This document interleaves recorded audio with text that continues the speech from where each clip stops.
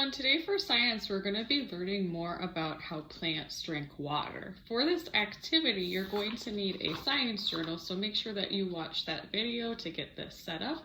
And if you want to do the experiment at home, you can. It has 3 different materials.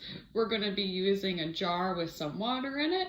We're going to be using food coloring, and we're going to be using celery. If you have these things at home, you can also set this experiment up at your house. It's pretty easy to do. Just be sure that you ask an adult for help, especially with the food coloring, because if this gets on your hands, it's a little bit hard to wash off. So just be very careful if you're going to do this at home. In this experiment today, we're going to be solving the problem, how do plants drink water? So before we get started, on your science journal, you're going to write down the question next to number 1 where it says problem, and you're going to be writing, how do plants drink water? Go ahead and write that question next to problem right now.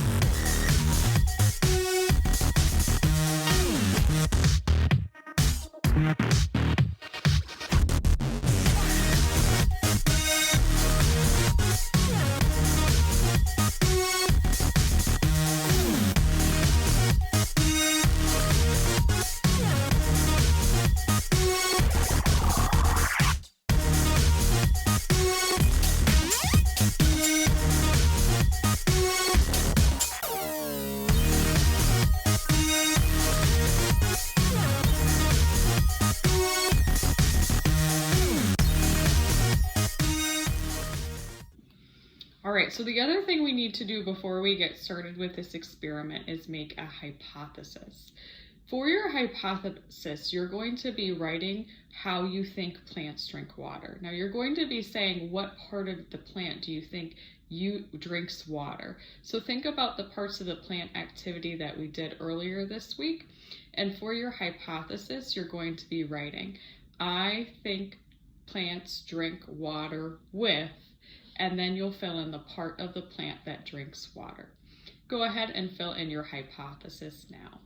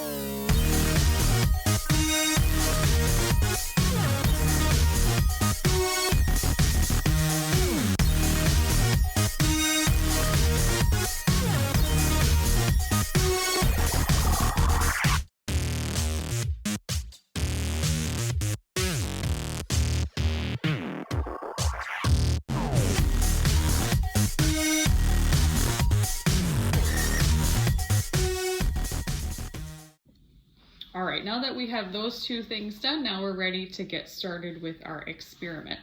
The first thing that I'm going to do is I'm going to put some water inside this jar.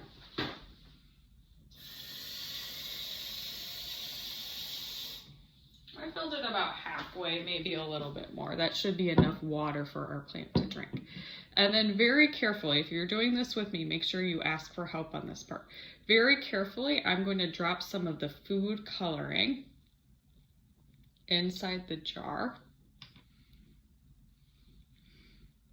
You want to do enough drops so that you get enough color in the jar. It should start, for me, I'm using blue, so it's going to start turning blue. I'm going to get a spoon so I can mix this together. All All right, I'm gonna stir it up a little bit, and you might have noticed that now it's turning very blue. If you look at the spoon inside my jar, it is a very, very blue water. All right, set that to the side. And then the last step that we're gonna do to set up this experiment is with the celery. I'm going to be picking pieces closer to the middle of my bunch of celery and pieces that have leaves at the top. So if you're doing this at home, I would recommend picking some of the smaller pieces towards the middle. It's a little bit stuck. I have to twist it. All right. And then I'm just going to be setting those pieces inside my jar, and that's the last step to setting up this experiment.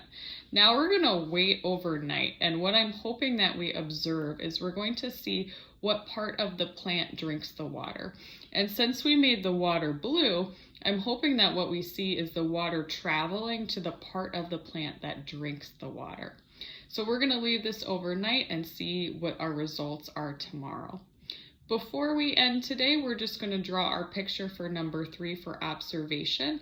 For that, you're going to draw a picture of what the experiment looks like now, and then tomorrow we'll be checking up to see what happens. So go ahead for number 3 now. You're going to draw your picture.